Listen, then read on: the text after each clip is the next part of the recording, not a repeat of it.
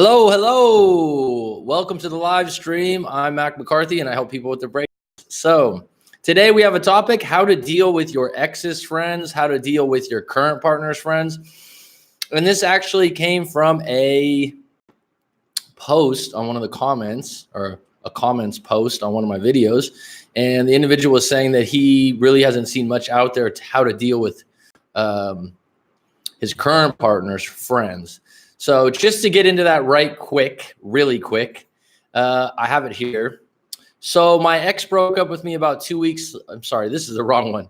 Mr. Glenn Coca. That's literally, I guess he's talking about chocolate.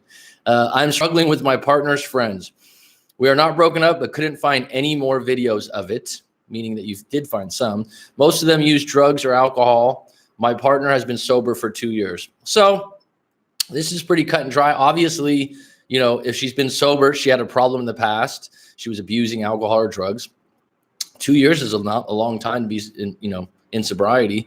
And that's impressive. And the fact that her friends are using or drinking, yeah, that's going to increase the odds of her relapsing. Now, here's the thing. As an adult, as an individual, a lot of times people do not like you telling them what to do. And it actually is counterintuitive that you think, oh, wow, they'll listen to me. If someone's insecure, if they're the type that likes someone to lead, they like someone to tell them what to do. There are people like that out there, but they're probably less common than most, e.g. always on deck. So I'm going to unpack this a little deeper. I have written some things out. If anyone that comes on the live stream wants to comment on this, how do you deal with your friends? How to deal with your ex's friends? How to deal with your current partner's friends? Can you control other people's choices of friends? Good question to ask yourself. So go through those and answer what you like, and I'll go from here. So how to deal with your ex's friends. Don't contact them for pity or to find out intel information. That's very cut and dry. I've seen a lot of people talk to me and they go, oh yeah, I contacted her best friend, and immediately it's just like, the best friend might be a shoulder to cry on, but it's not really a good look for you. And it's going to get back to the ex. Number two, they will most likely report back to their friend, who is your ex. And if you were asking about them and digging about them, they might find this pathetic. And in the moment, they might really be like, oh yeah, that's okay. But like behind closed doors, they're thinking, wow, John or James, wow, he was especially if they haven't been through a breakup or felt something like that. People don't relate, and they go back and tell their friend, who's your ex again, wow, he's really in the dumps. And that's not really attractive usually. And if you're going to get someone back with pity, it's not going to last very long.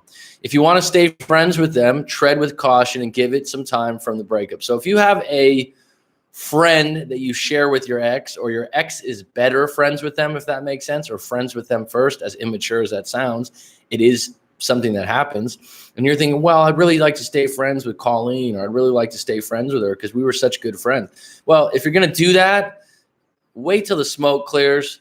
Wait till you've had a little bit of time away from the breakup. Don't just invite them right away to a dinner or a party or something like that. Just give it a little bit of time so they don't have to feel like they're taking sides or they're having to listen to you. If you go into that as a friendship outside of your ex, then you should be in a neutral state where you can talk to that person as a friend, as your friend, nothing to do with your ex. Number four, in contacting the friend, be honest. Are you trying to get some info or send a passive message? So this is really key. So a lot of times someone will say, oh, well, I contacted one of her friends, but we're friends also. Just be honest with yourself. Are you contacting them, trying to get some info or some intel on them, or trying to send a passive message, whether that be a message that you're really hurting or that's a message that you're doing so great and wonderful? No contact is best in this case. No contact with friends. I've been in this situation before where I've even had mutual friends, and I had a moment where I could have, went, oh, it'd really be nice to be friendly with him. And I just thought, no, because I'm at a point in the breakup where I want to move forward, and I don't want any information. I don't want the friend throwing out some information that I might think, oh, maybe we'll get back to. I just wanted to move forward, and I didn't want to put that friend in the middle. And you really are putting the friend in the middle when you play that role. Okay, so let's skip over to if are in a current relationship, which this was the message that was sent by Mr. Glenn Coca, where friends are fucking things up. Number one, as an adult, it's your partner's responsibility to choose good friends. And what I mean by good friends, friends that match your values and your morals, friends that you are excited to see, and friends that actually support you. Okay. And I mean, those sound like simple qualities, but that's really what it boils down to. Is it someone they can count on? Is it someone that's there for them? Not just someone that's going to have fun. There's a lot of times I've had friends in my life that are fun, but not necessarily good friends, not necessarily people that are there for you, not necessarily people that are going to answer the phone when your tire's flat on the side of the road or be there in a breakup. And if your partner's with some people that are bad news, it's their responsibility to figure that out. You could give your piece, you could say something, but you're probably not going to sway them. So number two, they most likely will not listen if you ask them to lose a friend, even if you are right. So if you directly, especially adult, someone that has some confidence, someone that believes in themselves in some ways, doesn't like you telling who their friends. It's like if you ask an individual to agree with you and just say yes. However, you need to let them know if you believe it is bad news or their behavior is unacceptable to be around, such as drugs, stealing, cheating. If these are individuals do these kinds of things regularly, I mean, it's pretty cut and dry that the type of people you want your current partner to hang out with. But if they don't take that advice and they say, oh yeah, Johnny's actually a good person or this or that, you're probably not going to convince them. Probably that friendship's deeper than the bad behavior that they're committing. Others were too.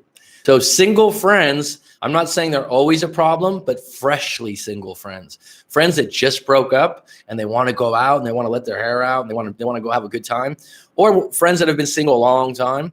You know, if they have a really good friend that's your partner, a lot of times they want them to be single too, and they want them to partake in their activities too.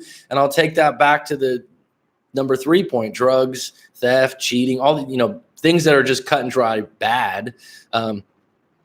Your friends want you to do what they do. They want you to be like them. That's just a natural human behavior. So I'm going to share a couple stories.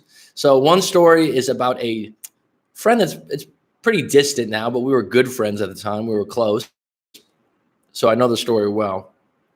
So this individual is married for years, 5 to 6 years, had kids. Him and his wife were doing pretty well, as far as I know. They were, they had a house together. They were doing everything right. And his wife's best friend at the time, who she worked with. So not only are they best friends, but they spend a lot of time together because they work hand in hand, and they were neighbors. So that's the trifecta on how much time they spend together. The friend had a husband, was married, got a bad divorce. Like it went from 100 to 0 real quick. It went backwards, and they didn't see it coming. My friend didn't see it coming. Anyways, they get in this nasty divorce. Everything goes wrong for this friend. So this friend starts to want to go out, drink, party, go to concerts. And of course, my friend's wife gets pulled into that and starts hanging out with her. So one night, she's out with this friend that's freshly single. And my buddy's calling her up and he's going, hey, where are you? What are you doing? Leaving messages. This is totally unlike his wife to not respond, to not come home by, 11 o'clock, not even 12 o'clock. So she's out all night, doesn't hear back. So he kind of got wind of where they were headed. He showed up at the friend's new house and had a sit down with both of them. Basically treated her like a kid and basically was like, look, to the friend, my wife's not single. So if you want to partake in these things, you want to drink alcohol, you want to go out all night, you want to meet someone else. And he laid it down hard. And his wife got the message, and his wife stopped going out with that lady so much. And his wife kind of knew for herself that it was a bad situation. But my friend went out of his way to also tell the friend, hey, look, this is unacceptable. We've got 2 kids together. Her not coming home at night and all this. I don't know if that was the right route. It worked for him. He was upfront and honest. He was direct. He didn't sit on his feelings. And eventually that woman ended up in a really bad relationship. She ended up getting divorced again. She ended up having some drinking problems. And my friend's wife stopped being friends with her, not because of that situation, because she knew it was she realized it on her own. But what I'm saying is my friend, right when that situation happened, okay, when she pulled an all-nighter, didn't respond, he was on it immediately, confronted both of them and let them know how he felt. Said, this is unacceptable. But it doesn't always work that way. So I have another story. This individual is a good friend of mine. He was in his 50s. I got friends that are all ages. He was in his early 50s. He got a divorce. His wife left him. And he was beside himself. They had been married 20 years. They had been doing really well financially, whatnot. And he said the last couple of years were a little bit rough, but he didn't see them getting a divorce the way they did. So that was about 6 or 7 years ago. Now he's got a new wife. He's doing really well, but he really was going through it at the time. And he told me recently,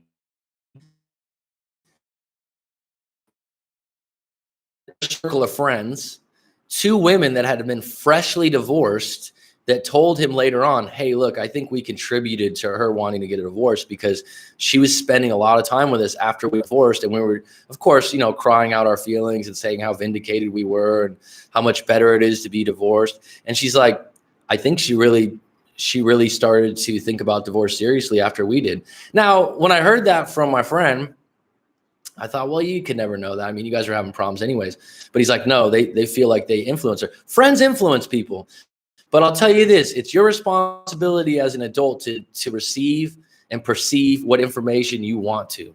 So if your friend influences you, I don't blame the friend. That's on you and filter. So looking back at it, when he told me that, he was like, look, yeah, I think the neighbor and this other friend that had been freshly divorced was pumping all this into her head, and that's how she ended up just leaving me out of the blue. It could have contributed, but at the end of the day, she needed to make the final call on that, right? And this is my point. You can't blame friends. You can be unhappy with them, but at the end of the day, your partner, your ex needs to make responsible decisions for their own choices on friends, okay? Because there's some friends out there you might not like, but they're good friends. There's a difference. There's some friends out there you like, but are bad news. You see what I'm saying? They got a dark side. So I'll tell you another story. Don't worry, I'm going to get to the live stream soon. Get to questions. I was in a relationship. This is about me. I was in a relationship, very good. The last 6 months up to the breakup, she started hanging around some old friends that like to party, that like to go out drinking, that like to go out to concerts, that like to go out and have fun. And it really wasn't that I hated the idea of going out. It just became excessive. And those that could have said would have gotten in the way of this new friendship.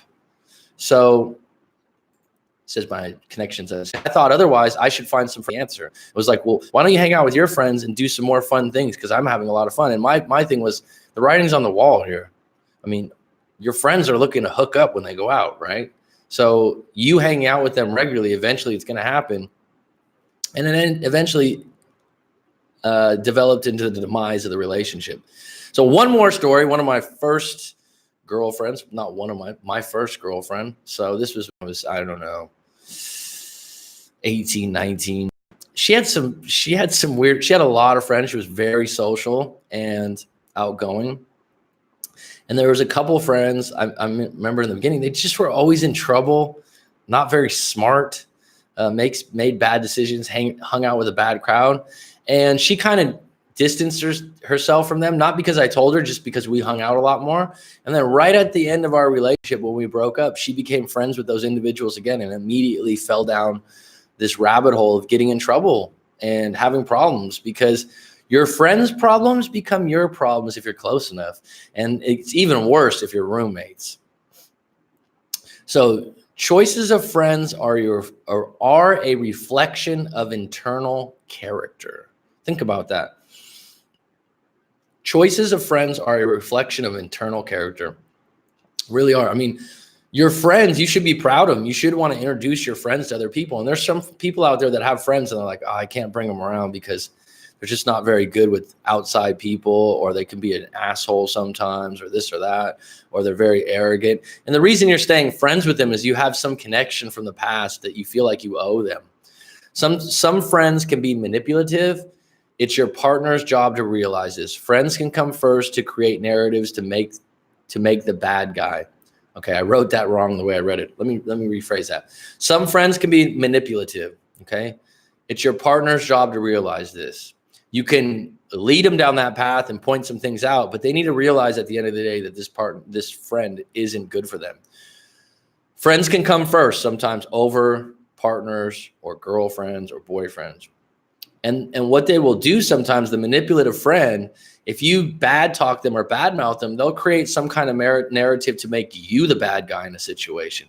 And when that happens and you didn't do anything wrong, that's your cue to go, you know what? There needs to be some choices made, because I'm not going to be explaining myself or getting pulled down this empty well of explaining myself and being made a bad guy by a manipulative friend. And this happens a lot. I've come across this a lot. Remember, everything is a moment. So when you have a moment with a friend that's bad or good, it can be eternalized in your head, but really it's just the past. So that being said, there's a lot there. I took 17 minutes, only got 4 people on deck, maybe scared some away. But Macadelic, I like it, brand new Skinner. Anyone have any comments about that? Because this was actually true. Okay, so my ex's friends asked me why I completely ignored my ex and asked if I truly loved her. I would have tried my best to fix it, but I just responded with it didn't work out if she ever wanted to get back. Well, I mean, a friend doesn't really know the inside. Sometimes friends think they know more than they do, and they only know the surface, and they only know what they're assuming or guessing based on a limited amount of information. I mean, you look at the news now, you look at sports and all these assumptions people make. Oh, I think this, I think that.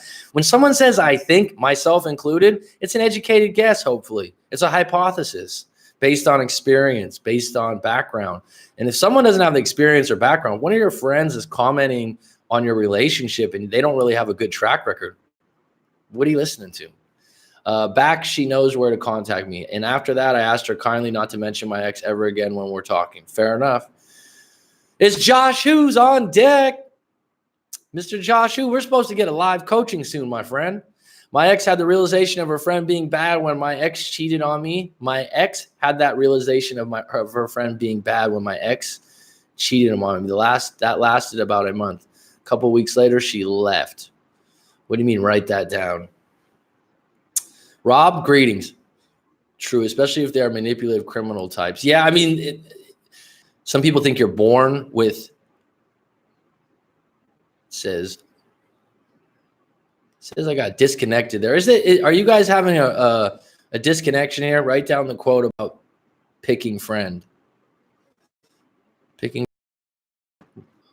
Which quote is that? I'm sorry. Choices of friends are a reflection of internal character. I don't know which one you were talking about in particular. But this is really interesting for the 3 people on deck right now. I appreciate. Yeah, there's an earthquake that happened in California. Really? What you said about your friends being a reflection. The connection is kind of. Is it? Man, I had this in a live coaching session yesterday. Maybe my internet's usually excellent. Well, hopefully it's better right now. The connection is kind of choppy. Well, keep me posted on that if it continues to be choppy, and if it's been choppy in the past live streams. Thanks for that intel, brand new Skinner. Everyone's off now. I got 2 left, huh? Thanks. I haven't had this happen too many times in a live stream. Okay, what I was getting at. Does everyone hear me that's on right now? Is everything clear now? Give me a heads up.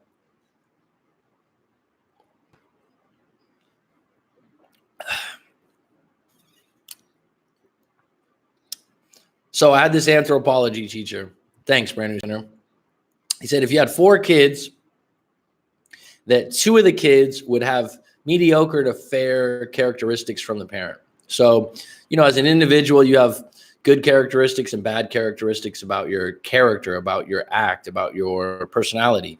And I guess we could add physical to that. But what he was saying is that 2 of the children will get mediocre to average. One of the children will get all the good characteristic combined, just percentage wise. And 1 kid will get both parents' unfavorable characteristics. And this will be the reason why if you had 4 kids in a family, usually there's 1 kid that's always in trouble. There's 1 kid that's always a problem. And if you look at people that have 3 or 4 kids, there's always 1 kid in the family that's usually true, that's causing problems, that's getting in trouble. And look around you if that's true. I mean, if anyone has 4 or 5 kids in a family, which isn't very common these days, but you might have grew up with some friends, there's always 1 or 2 of them that aren't superstars. And there's usually a good chance that one of them, gets really good grades, really good on the football team, stuff like that. And so I kind of took this in the class, in the anthropology class. I'm like, oh, wow, this is so true. I just took it. And now with all the information and doing breakup coaching, I actually don't believe this is true. And the reason being, let's say you had four kids, right? And they grow up together. And let's just even say you had twins. And they grew up together. They grew up in the same household, in the same city, in the same school. But they have different classes for some reason. There's 2 3rd grade classes, and they split up the kids. So their brother and sister aren't in the same class. So now they have a different teacher. Now they have a different group of friends. That group of friends and that teacher could literally give them a piece of paper. I'm sorry, a piece of advice, or lead them down a road that can eventually go farther and farther than the other brother or sister. And I just believe that friends are usually based on proximity when you're young. Your best friend usually lives on your block or down the street or goes to your local school. You didn't usually meet friends online or something like that, at least when I was a kid. So if your friend down the street, let's make this a little bit more drastic. If your friend down the street, let's just say Johnny's his name, he's a pretty good kid. You guys go out and play baseball and you play sports and do all these things. And his older brother starts smoking crack, right? So Johnny's like, when you're 13 or 14, he's like, oh yeah, you want to come over? And you're like, oh yeah, sure. And somehow Johnny gets you to smoke some crack with him. That's proximity of friends. If you just didn't meet that one friend, how much different would your life be, right? It's just crazy. So your trials and tribulations and where your character head are really nuanced by the people you meet and you come across that influence your life. So that took a long time to explain because we've had some things in between. And now I'm being told that there was an earthquake in LA. I thought it was in Las Vegas. I'll have to look that up in a little bit. But EGs on deck, my fam, are 6 in total, including myself. I turned out to be the rebel. Well, there you go. But my point being is that even though you had the same parents, or, if you're in a single parent household, I don't know, some people are, even though you grew over the same roof, once you left the house, the variables change. And the same thing happens with friends. I mean, the longer someone's friends with someone, right? Let's say someone's been friends with someone 10 years. It's very difficult for them to drop that friend because they have a drug problem or an alcohol problem because they don't want it to influence them. So all over the place, but does anyone have any questions? It's here. EG, would you agree about this? How to deal with your ex's friends, how to deal with your current partner's friends, how to deal with your friends, how to deal with your own friends, right? Can you control other people's choices of friends? Short answer, no. You can try. You can try. And the thing is, if you force someone to do something they don't want to do, eventually it comes back around and they have contempt for you and they don't really care for you. That's just the honest way. So it is the Wi-Fi. Okay. I'm going to end this live stream now since it's been shoddy. and maybe I'll start a new one soon. Thank you.